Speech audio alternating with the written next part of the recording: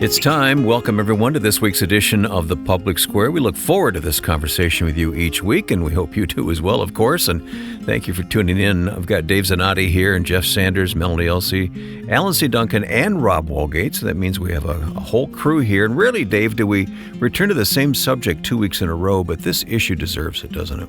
Well, yeah, there's a question that you asked last week. And I don't know who else is listening to this show, but it's seemingly something that other people are asking quite a bit as well. And it has to do with the question of abortion and what's going on in the states. And you were asking last week, does it appear that anyone is going to rise up in the states and address the situation as it now exists? Well, I come to find out that, no sooner than we get off the air, then I started to get hit with articles of things that were happening, just breaking news that apply right to that question. So I thought we needed to come back to this again today. Interesting, yeah. Because the story keeps growing.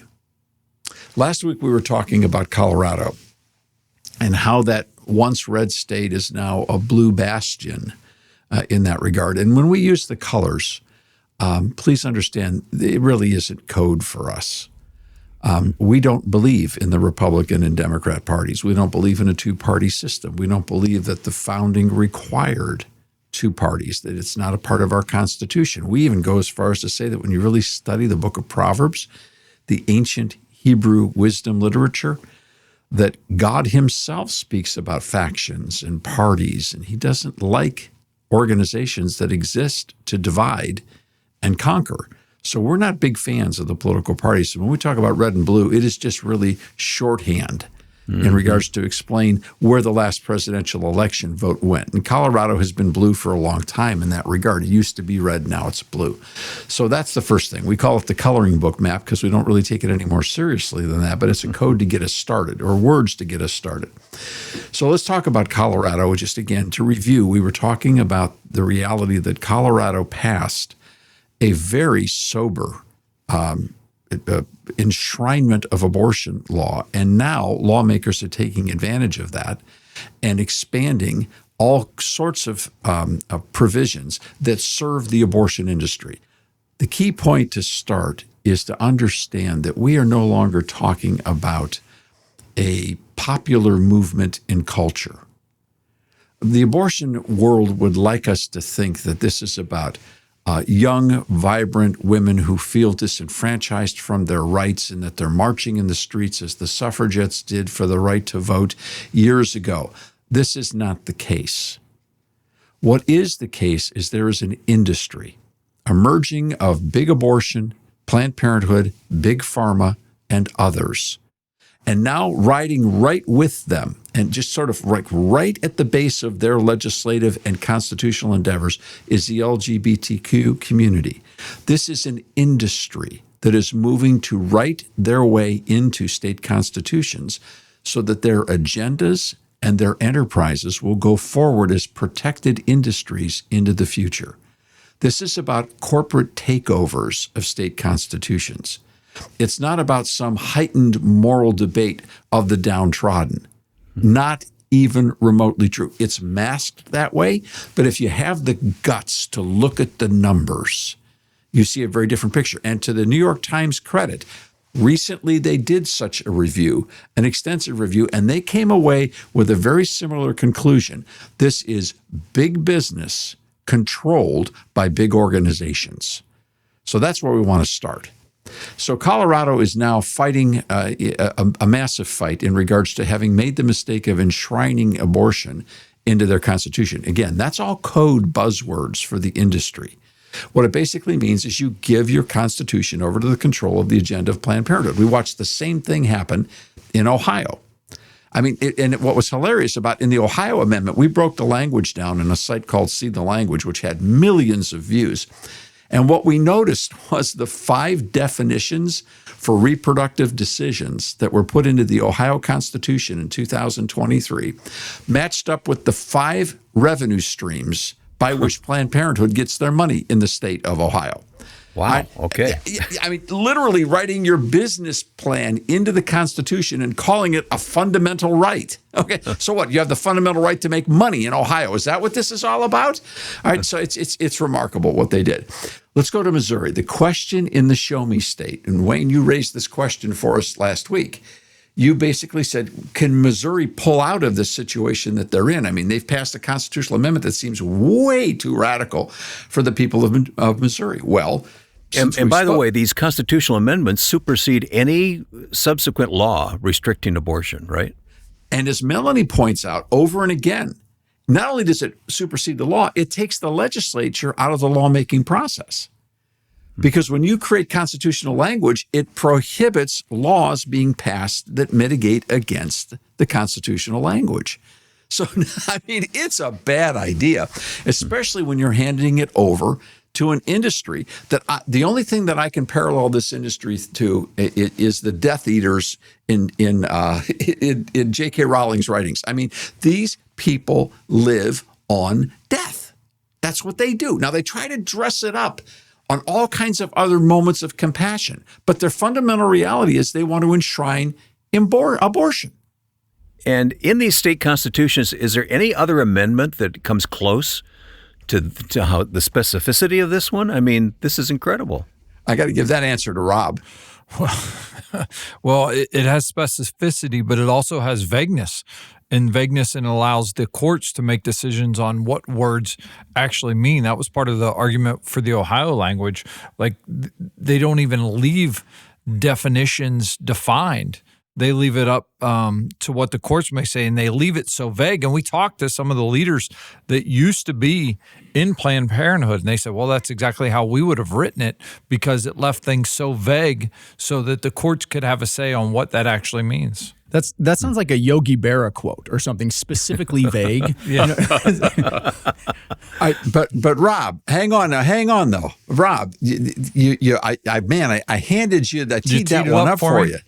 The only other industry that you will find that is so aggressive in writing their business plans into state constitutions would be the gambling industry. There you go. Yeah, it's a predatory industry that wants to get their hands on every last dollar of each and every one of us. They don't want to, take a little bit from us. They survive on paychecks. They don't want little fish. They want whales. But it's an industry that when you walk around the state houses in each respective state, there are a couple lobby organizations that are going to have a very, very strong presence. More Death Eaters, because all they do is kill people's lives and kill industries, and kill economies. Those lobbyists would be the gambling interest lobbyists, and it would be the lobbyists from Planned Parenthood and NOW and others. Well, I'll take one more. Wayne, one more is the marijuana industry. Yeah. Oh, yeah. Don't think of that. The recreational marijuana industry, emerging in their ways with the medical marijuana industry, are basically writing their provisions into state constitutional law. So, I think what's happened is it's been so long since we've learned our civics that we've got lawmakers that don't understand basic 8th grade civics as to what a constitution's supposed to do and what a statute's supposed to do.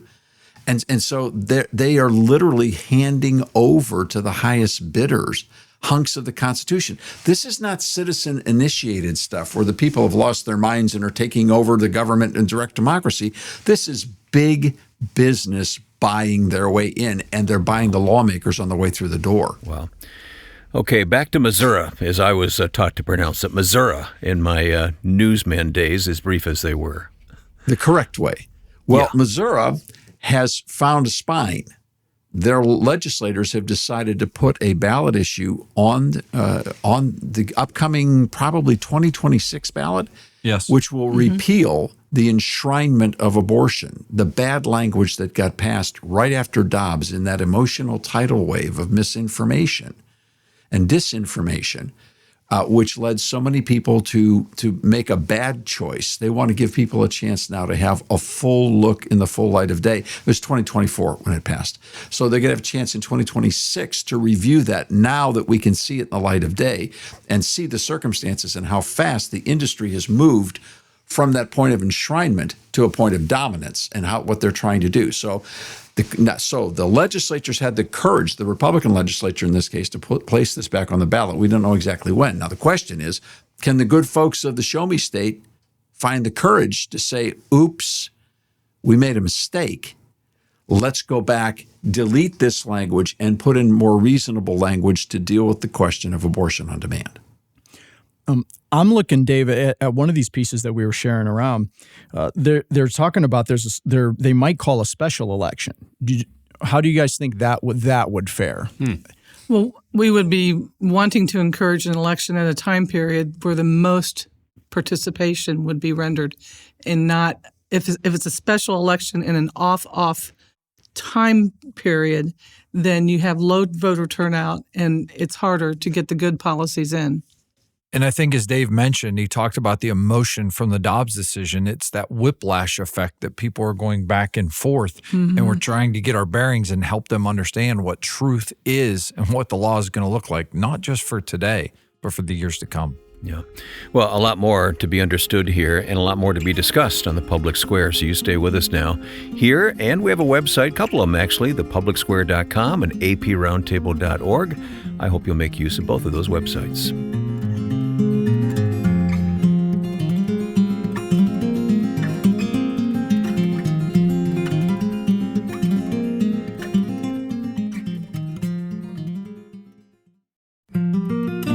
Let's see, there's our tithe, food and clothing budget, taxes, all the insurance, and the car payments. Where's the line in your budget that helps pay the bill for fixing what's wrong in America? Log on today at aproundtable.org and join the growing team that's giving every month to get America back on track. Make your monthly contribution to aproundtable.org.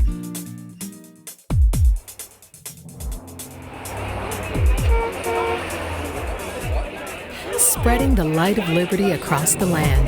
Now back to the Public Square.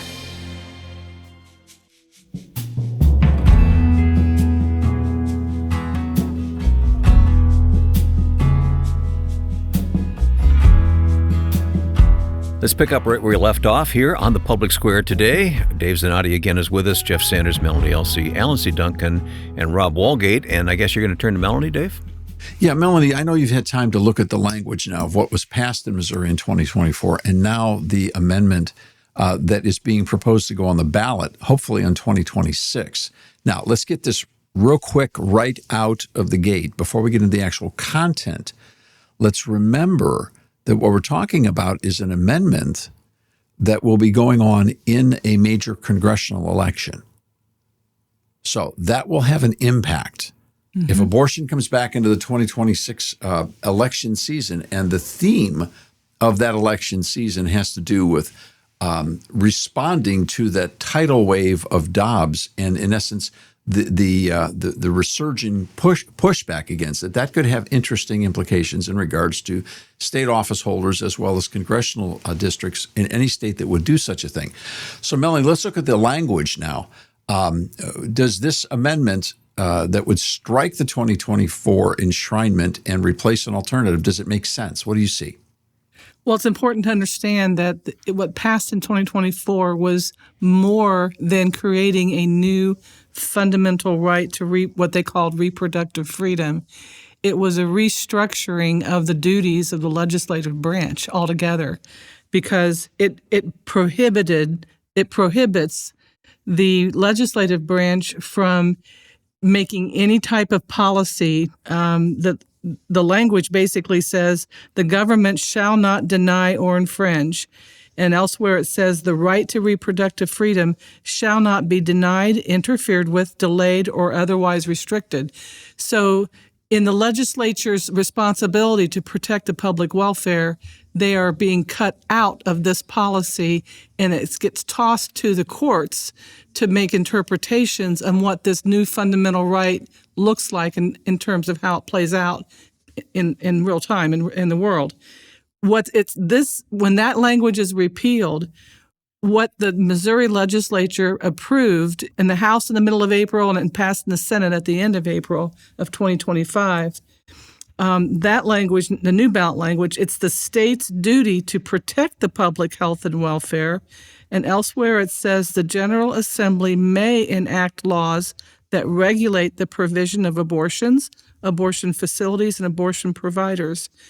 So while the new language does give a few constraints, like not being able to use public funding with regard to like Medicaid coverage for abortions, et cetera, It also says that it's possible for the legislature, an abortion may be performed or induced upon a woman in cases of medical emergency, fetal anomalies, rape, and incest. So there are parameters in the new language that sort of give guidance to the General Assembly. But in general, the General Assembly retains or gets back the authority that it's constitutionally designed to have. So this is a House Joint Resolution that basically takes abortion back out of the Constitution and restates the authority of the General Assembly to pass laws or not pass laws as they deem fit regarding the subject of abortion. So in essence, it's kind of like a change of venue, right? Right. And it also takes away the marketing arguments of the Planned Parenthoods and the different types of providers in the industry. Because, like, for example, one provision states in the new language, a woman's ability to access health care in cases of miscarriages, ectopic pregnancies, and other medical emergencies shall not be infringed on by the state.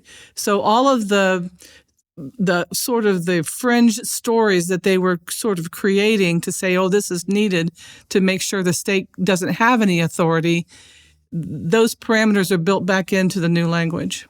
But let me get to Section 36A, that's right at the front of the amendment. It is the state's duty to protect the public health and welfare. The state's duty to protect public health and welfare includes protecting the integrity and ethics of the medical profession. It goes into that conversation. Then under item 2, it says an abortion may be performed or induced upon a woman in cases of medical emergency, fetal anomaly, rape, or incest. In the case of abortions performed or induced in cases of rape or incest, the abortion may be performed or induced no later than 12 weeks gestational age of the unborn child. So this does actually put in the Constitution the parameters on what other statutory realities might happen about abortion. This does guarantee the right to abortion in constitutional law under those circumstances. Am I missing something there? No, you're not. Under specific circumstances of rape and incest, and then they have it doesn't have the 12-week gestational age parameter for a medical emergency, for example. So right. There are circumstances that provide for these sort of extreme stories that Planned Parenthood and others have been creating to shift the public debate on the abortion or the life issue. Now, what's going to happen when this campaign in regards to this particular amendment is there's going to be a tremendous fight over what do the words actually mean. And we've discovered through our research in Abortion in America, in that publication, that when you take laws that look to be highly permissive and laws that are called highly restrictive, that the difference in the reality of when abortions are actually available is remarkably small. For example, North Carolina has a ban, the media calls it a ban on abortion. Well, that ban on abortion permits a very large percentage of abortions to actually happen. The point I want to make about this language is, one, it has constitutional authority, but it's going to permit a lot more abortions than people realize. All right, it deals with all the hard cases, and then it's going to leave to the legislature to set what gestational boundaries on that time. And if this language is any clue, if the 12-week number is any clue, well, that 12-week number, it passes over the zone between 12 and 13 weeks where 90% of all abortions are performed anyways. Mm-hmm. So it's going to be very difficult for the other side to call this an anti-abortion amendment, but watch them try.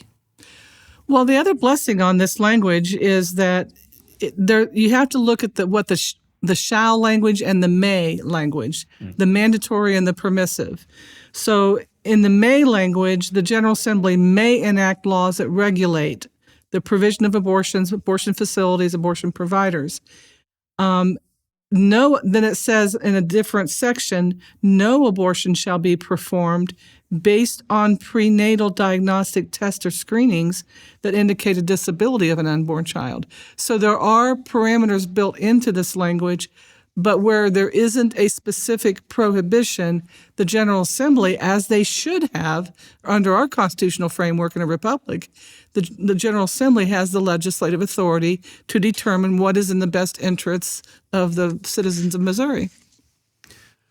Well, I'm not having my best broadcast day, so I want to repeat myself again and see if I can say this one more time more clearly. This language, as it currently is constructed, would permit the vast majority of abortions to happen in the state of Missouri. If the General Assembly decided to do so. Mm-hmm. Right.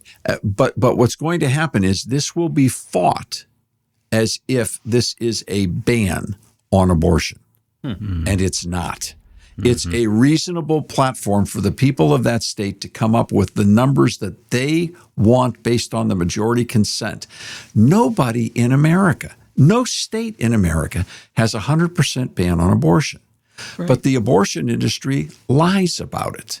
They try to make people believe that these are total bans. These are barbaric states that have no compassion, and the media plays right into it. But when you read the language, it's just not true. So one of the very first things we want to say is that this particular approach in the state of Missouri makes sense in regards to building a consensus by which the people can govern themselves and figure this out.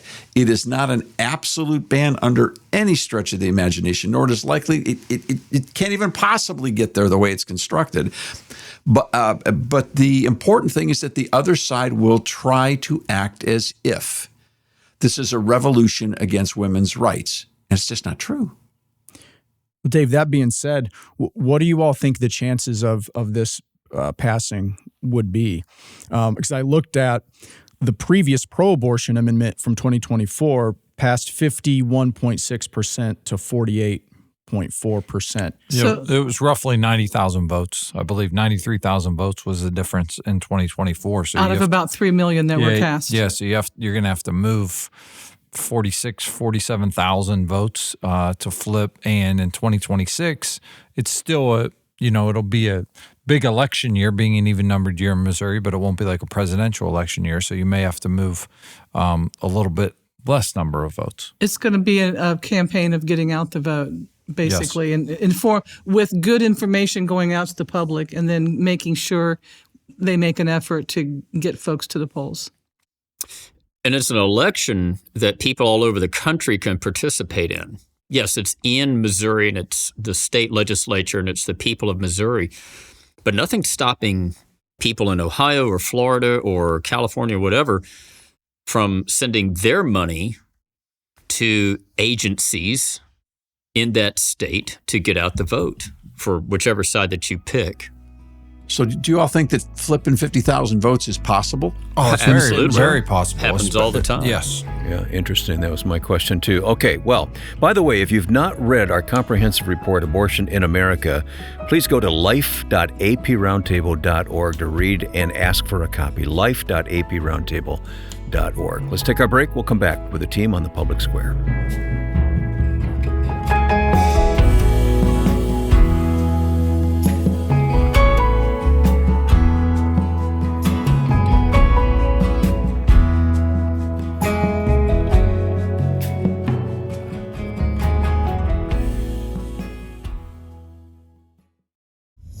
Have you listened to the Kids on the Square episodes, Passing Time and The New Frontier, featuring the Lewis and Clark expedition?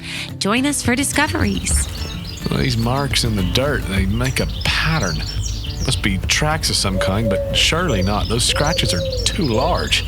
Maybe a herd of deer? No, the imprint isn't right. Deer are much lighter on their feet. This track is too deep. I don't think the stories are false. That rock isn't a rock, it's a grizzly bear. Adventures. Time to be brave, cowboy. Nothing can stop us. Oh, come on. Not again. Game over. And laughs. A prairie dog? Oh, look at him run. Quite a pleasing little animal, is it not? I suppose so, Mr. President. Well, we have our update on the expedition now. Oh, look, he's sniffing my desk. And now he's on to eating the cushion. Kids on the Square aims to bless, encourage, and educate the next generation of American children. So what are you waiting for?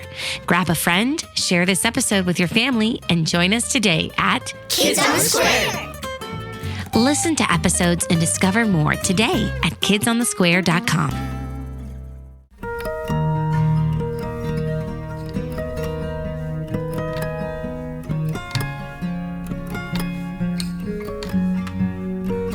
Let's get going with the second half of this week's program, The Public Square. Again, thanks for your listening support. We're only here because you make it possible, so that support is vital, and we appreciate it very much. Okay, we're talking about abortion in America and what's happening at many states and state constitutions. Dave, let's pick up the topic. We'll move to another state, huh?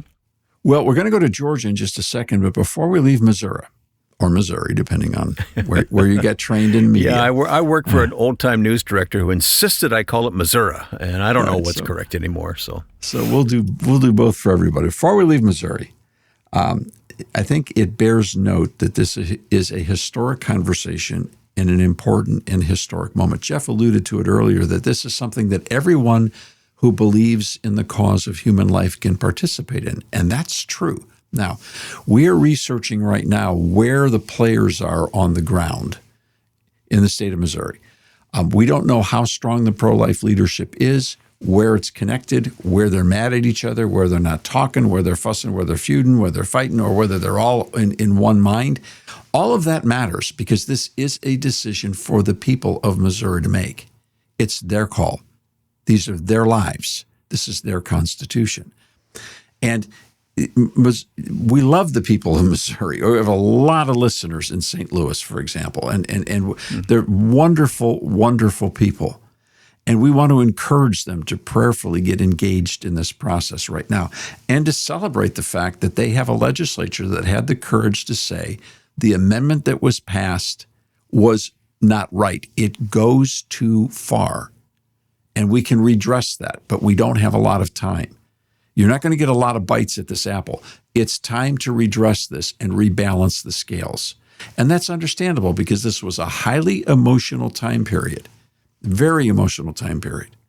And so it's important for all of us around the country to realize what we're talking about right now is the stuff that history books will record. You talk about the abolition movement. You talk about the suffrage movement for women to vote. You talk about the temperance movement. You talk about the civil rights movements. These are the kinds of moments which drove those movements to make substantive societal change. This is what history is, and the making of it is in all of our hands. First and foremost, everyone can pray. Pray for the people of Missouri. Now, obviously, people have been praying because they've got a chance now to redress this grievance. Thanks be to God. Pray for them, but we can't just pray. We must pray, but we must do more than pray. We must find out how we can help them, and we're going to be about that process. You don't need to wait on us. Who do you know in Missouri? Who do you do business with in Missouri? Do you have kids and grandkids in Missouri? Where'd you go to school? Who do you know you went to school with that now lives in Missouri?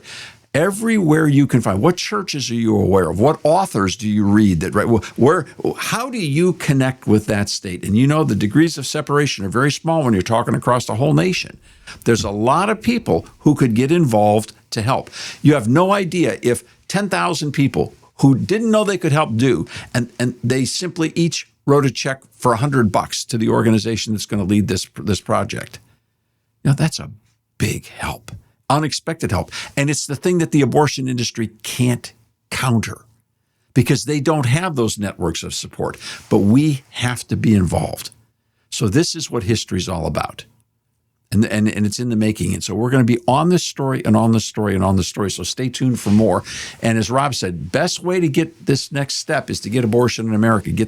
Go online and view that site and stay in touch with where the information's happening. All right, so let's go to Georgia. So now in Missouri, the pro-life forces are on the offense. That's a big deal. Do you realize if they defeat this, if they pass this new amendment in 2026, it would be the first repeal of the post-Dobbs surge. Now, the abortion industry got knocked flat 3 times in 2024, and they lost in the state of Florida. They won one in Missouri. Now, if they lose one, it'd be the first time they've lost that ground. So for clarification, where do things stand legally in Georgia right now, Dave? Well, Melanie, Georgia's law is what? Georgia passed House Bill 481 in 2019. It was immediately thrown into a process of injunctions through the courts.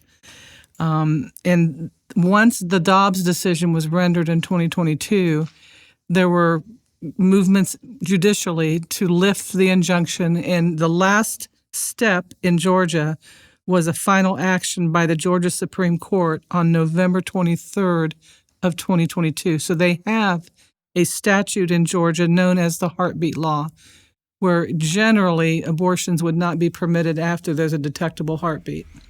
Okay, so we're dealing with a law here in Georgia, not a constitutional amendment. That is correct. Exactly right, Okay. Wayne. All right. Exactly right. And so what's happened now is, to show you the difference between playing offense and playing defense, we just finished discussing the pro-life movement in Missouri going back on the offense to try to reclaim ground and balance this out. Well, in Georgia, you've got a situation where the pro-abortion industry is now on the offense. And they're doing what they did in 2023 and 24. They're using the media, and in particular, they're using the Associated Press. I will tell you with great grief, the Associated Press used to be our favorite group of reporters to work with 40 years ago, 30 years ago. And what's happened in the last 20 years of the Associated Press is a travesty. They have become a county fair. They are up to the highest bidder. And they are the most ideologically driven organization you can imagine. They've got funding from all kinds of foundations now that are influencing their news. And they're basically the pro-abortion portal. So here we've got a situation in Georgia where a tragedy has happened. A woman has had a set of seizures and became brain dead. So she's legally brain dead, and she's pregnant.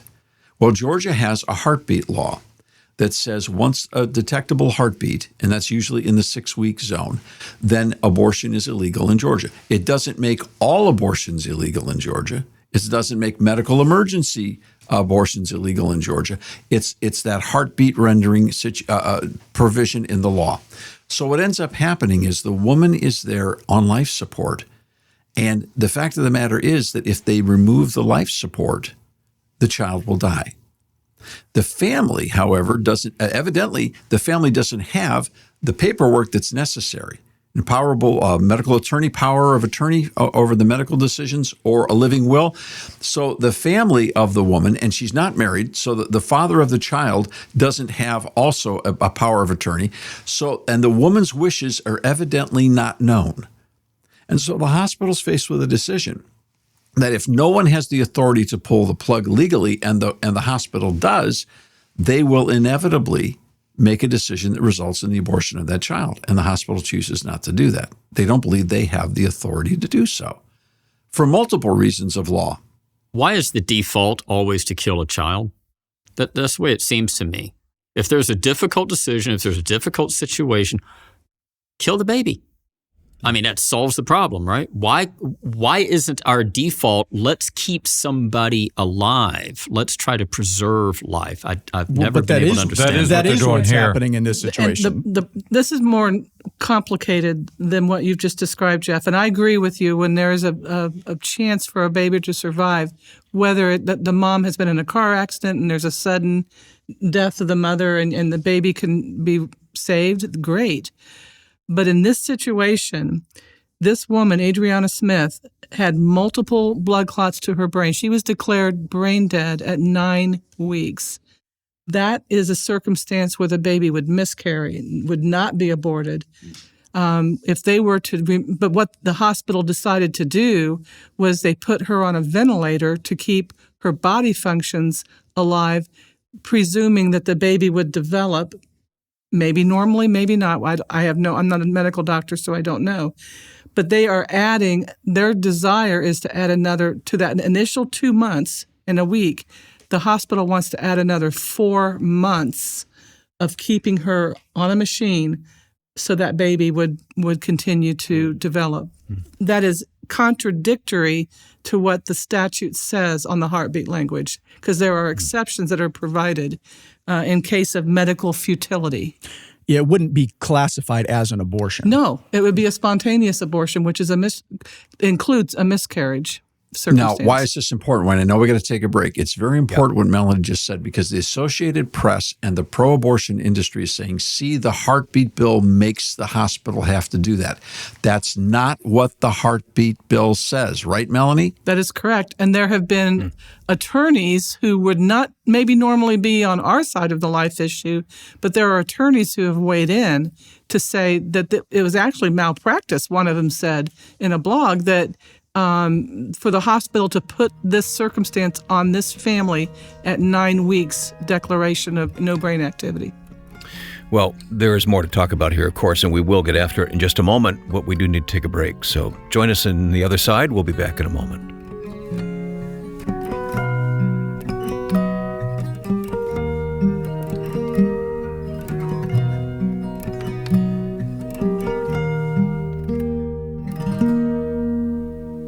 We will be right back for more on the Public Square.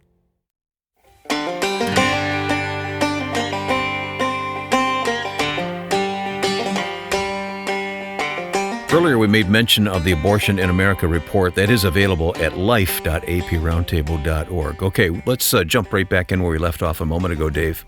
So we've got a situation in Georgia where you have an extraordinary exception to all the circumstances. And as Melanie rightly states, the law as it is in Georgia right now makes appropriation for these situations. So the law as it's written is not the cause of this problem. The cause of this problem is lack of proper medical records, lack of proper medical procedures being outlined in paper, durable power of attorneys, living wills, et cetera, et cetera. Now, it may also come from a lack of understanding of what the law is, and the hospital had options that they chose not to take. All right, they made a decision, and now they're in the middle of it. Okay, we get all that. But let's make something very clear.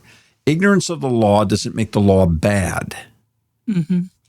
Ignorance of the law says you're not doing your job well. Well, and in addition to the NPR article that we were looking at, NBC News also posted a video that Alan was sharing with the group. And in that video, the statement was made by the newscasters that the law requires doctors to keep her alive until the baby can survive on its own. That is a blatant false statement. There is no language in the law that makes that provision. Alan, you found some things too. Go ahead. Well, and just going back to the NPR Associated Press article, the third sentence in that piece says her family, talking about Adriana Smith here, her family is upset that Georgia's law that restricts abortion once cardiac activity is detected doesn't allow relatives to have a say in whether a pregnant woman is kept on life support. So they come right out and say the law is holding this up. But then if you continue to read, so if you said, I just want to get the sense of this article, and you stopped after sentence 3, you wouldn't get to the rest of the article in which it contradicts its very self with those two lawyers, Thaddeus Pope and Lois Shepard. They say the law doesn't do that. So it's just very interesting to read a piece that self-contradicts. And once again, it's playing on the emotions of the reader. Rarely in these pieces are they diving into the law and helping people understand what the law says, what it means, why decisions are made. They play on the emotional stories, and this is a tragic incident. This is 100%. Tragic, but that's what they're playing on, the emotions of the reader to elicit a response that they want. Well, it's very interesting with the quotes that they pull. They keep saying her family, and I kept writing who. Who are they referring to? The only person that they have quoted specifically by name would be her mother, April Newkirk. And that's why I wanted to see that's why I wanted to find a video of her talking, because I wanted to see she's referring to my grandson. Grandson. She's pregnant with my grandson, but my grandson may be blind, may not be able to walk, wheelchair bound. We don't know if he'll live once she has him. it should have been left up to the family, because I'm in my 50s, her dad is in his 50s, so we're going to have the responsibility with her partner to raise her sons, you know? And I'm not saying that we would have chose to terminate her pregnancy. What I'm saying is we should have had a choice. She's saying, I'm not sure if we would make the decision to terminate the pregnancy. I mean, she or says not. it. Yes, she said says it clear. We'd like to have the choice, Yeah. but we're not saying we would. Yeah. And so that's the kind of stuff that's not in this NPR article. You need to go hear her speak herself. And a couple of things. There's no guarantee that this long, prolonged activity with her being on the artificial ventilation, that would allow that baby to even survive that long, because past studies have shown that hasn't never happened. Both of the attorneys that were quoted in the article are bioethicists and attorneys, so their field of scope in terms of their focus is this type of case. One of them stated that at 9 weeks, when she was declared brain dead, continued treatment for Adriana is not legally required, which then would result in a miscarriage of the baby. The other attorney, Lois Shepard, said life support is not required in Adriana's case.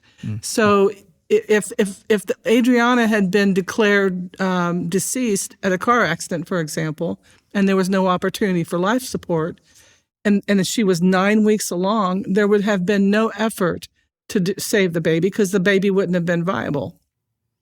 So here's the thing about this particular article that came out through the Associated Press. And then when an AP article is done, it's picked up by everybody. ABC, NBC, everybody picks up these articles, and they all repeat the same mythology.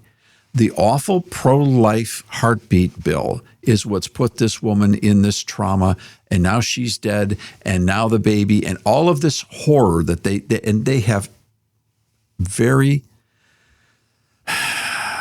sketchy ethics when it comes to being forthright and honest about all the different pieces and parts of this.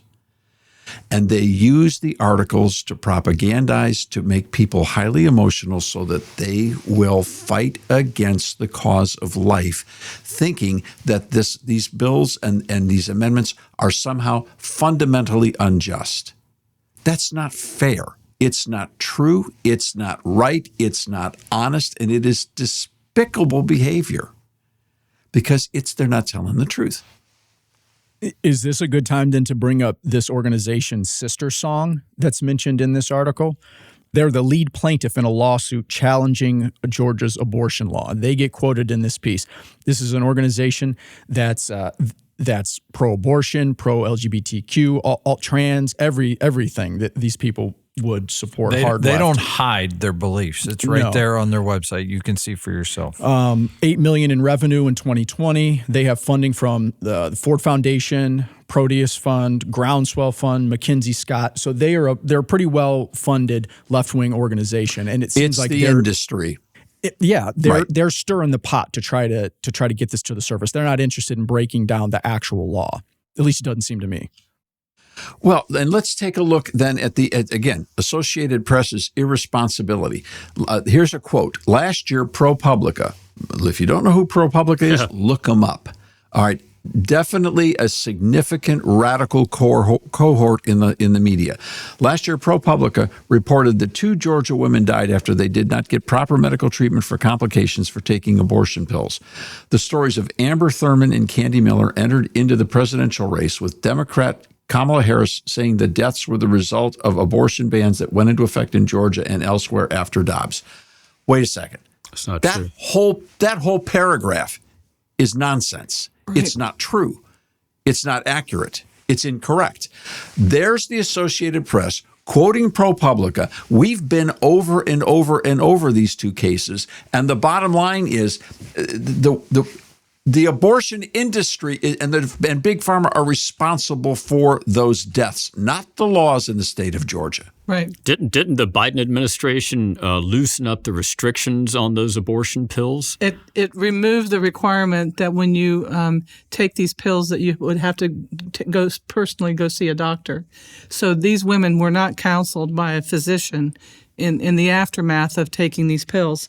But other reasons why the heartbeat bill in Georgia would not apply to these women is the abortion had already taken place. They died from complications of sepsis or infections that were a result of tissue that was remaining in the woman's body. So there was no heartbeat. There's no prohibition about the removal of fetal remains, and it was a medical emergency. So all of those put together were reasons why they should not have been denied services at the hospital. So, Rob, keep me from my head exploding here. Why are they doing this? Why would the Associated Press and all of their affiliates keep the propaganda going when it's not true? It's not true at all, and I think it's for a variety of reasons. And you hit on one of them earlier in the broadcast when you talk about revenue and where that comes from when it pertains to the Associated Press. The grants that they receive from the organizations they receive them from like reading about this coverage. Even though it's misleading, I would go as far as to say it's not truthful. They like reading about it, and they're going to continue to do it until people hold them accountable for it. Our time is flying by on the public square. We've got a few more minutes left, and if you can stay with us, some of you can't, but if you can stay with us, we'll get to it. If not, listen online at thepublicsquare.com.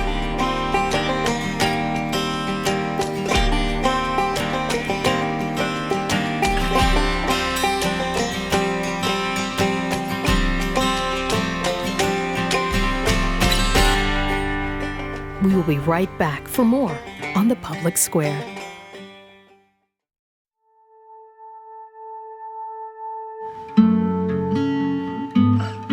Back with you on the Public Square today, and boy, what a conversation to have. A few more points to be made, and then we'll draw some conclusions, Dave.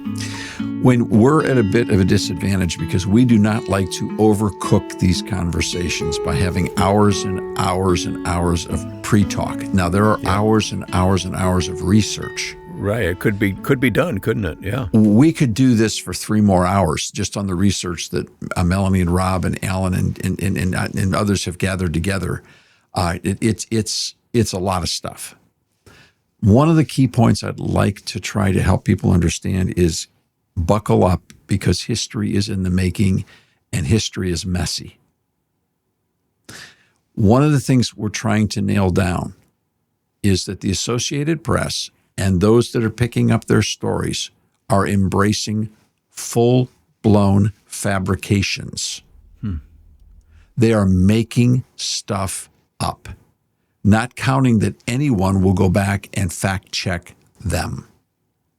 For example, they've got a site in their main article that came out about this story in Georgia where they go back, and Melanie, they go back to a survey or a medical paper that was written that used data going the whole way back to 1959. And they found 35 similar cases in regards to pregnancy where the mother tragically died based on brain death. And those cases were reviewed globally, not just within the United States.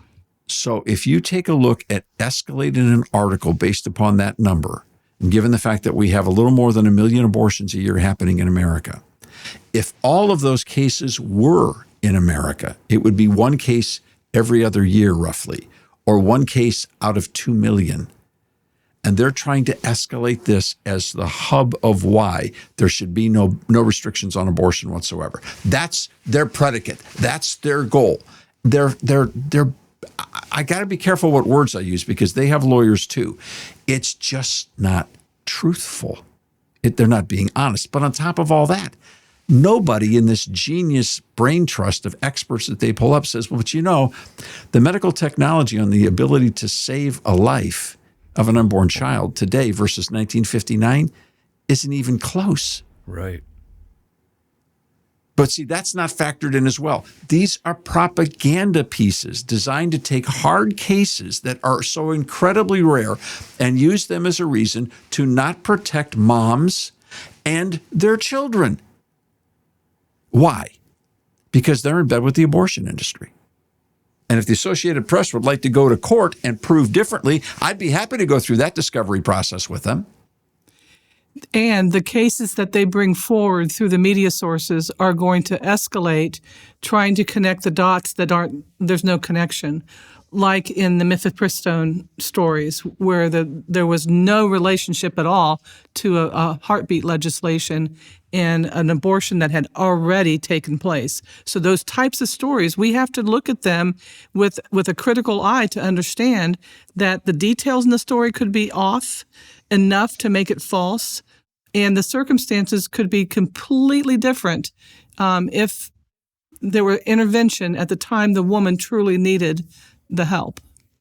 Yes, in the case of this Adriana Smith, her mother is very upset. At least it seems upset to me based on what we've seen, that the initial hospital that she went to did not do any CT scans for her. She said, quote, "They would have caught it. Somebody dropped the ball." Mm-hmm. So that's the story that's getting buried in all this, I think. I'm not a big fan of litigation, but I would be very interested in the process if she were to litigate based on malpractice, what the discovery of facts would be in her case. Yeah. Well, as Jeff, I think you're the one earlier brought this up. We don't have to live in one of these states to have a say in these matters. What should we be doing here, Dave? Well, I think Jeff had the right point. This is a rallying cry for the country. And again, if you say, well, I don't know, I'm tired of hearing about this thing. I mean, I kind of wanted to get away from all this abortion stuff. We had a presidential election. Let's move on. You can't move on. You can't move on. Too important. All of this precedes all that other stuff. The Supreme Court gave the states the opportunity to go back and do this over again. And now the states are doing it. And it is so far from over. You're going to have to get used to it, folks. We all have to. This is going to be around for 10, 12, maybe 20 years. We'll be going back and forth with what is the consensus. And the key point to take away from these last 2 weeks of conversation is the industry of abortion is real. And they are an alliance with Big Pharma and the LGBTQ community. And they have power that they intend to use to their own advantage. And your constitutions and your state representatives and your state laws are their playpen. That's where they get what they want. And what they want very likely is not what you want, number one. Number two, they don't tell the truth about what the laws restricting abortion really do. They always shade it to an extreme, counting on you not to be able to go back and look it up and find out where they're lying. There is no state in the union that has a total ban on abortion. None. Prove me wrong. I dare you. Come and prove me wrong. I think it's important to mention that when they get a small victory, they keep going for more victories. You've got to stop them somewhere. It's and then you have to keep stopping them because the left never goes away. They never take a vacation and they never go away. It's their industry. They make money doing this. This is what they need. Look, they're working to keep their jobs. Okay, and they're figuring that they'll work harder to keep their jobs than we'll work harder to save unborn children and protect their mothers. They're right in many cases. I hope we're able to prove them wrong. I think one of the takeaways for me, too, from hearing the discussion today is to know where things stand where I live. You know, we talk about influencing these policies in other places. What about where I live, my community, my state? What am I aware of and not aware of? Well, before you take a look, Wayne, take two ibuprofens or at least some aspirin because in Illinois it's bad, and in Ohio it's awful. Okay, I mean we have other states represented in this broadcast. It goes across the spectrum. All right, in Tennessee it's much better, and so the battle is going to be this way. And if the states that have it good say, I don't have to worry about that. Wait a minute, whoa! Your brother's in need, your sister's in need. Help the people in Missouri. Let's get involved. Mm-hmm. We have to. The other thing I've got to tell you is we're not impressed that the pro-life community is very well organized right now. Mm-hmm. Since Dobbs, you mean? Yeah, since Dobbs. I'm telling you, we've got to bring the status of the pro-life leadership to light. We've got to get new leaders. We've got to find new people. We've got a lot of work to do to get our house in order to be able to address these issues, to be able to have the scholarship and the litigation and the funding to make it happen. Now, we've got to bring the pro-life movement out of the star chambers. What do I mean by that? There's a lot of people that are in the pro-life world that meet in private meetings behind closed doors, all with Republicans and no media accepted. Those kinds of brokerage deals have got to end. The abortion issue now touches everyone. It doesn't matter what your party is, what your skin color is, what your socioeconomic status or religion is. This touches our entire culture. And I want to specifically speak to the Trump people of MAGA who didn't want to touch abortion because they were afraid it was an issue too hot to handle and might cost them a presidential election.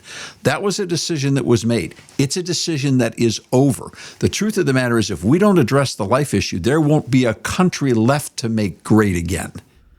If the MAGA people don't wake up and understand this is bigger than a political campaign, then they're going to be the big losers, because they're going to wake up someday and realize that the left took over everything because there were no people left.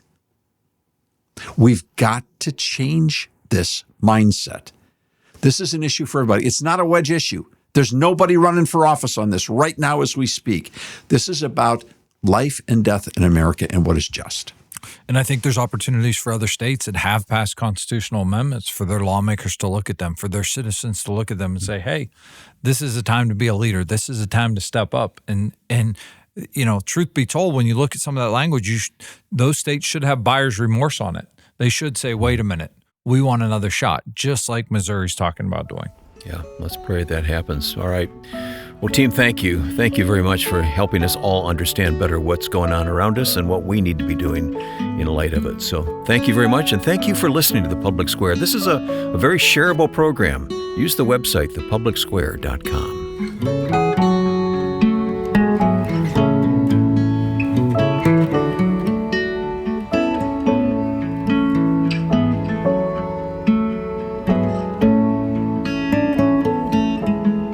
The Public Square is a broadcast service of the American Policy Roundtable.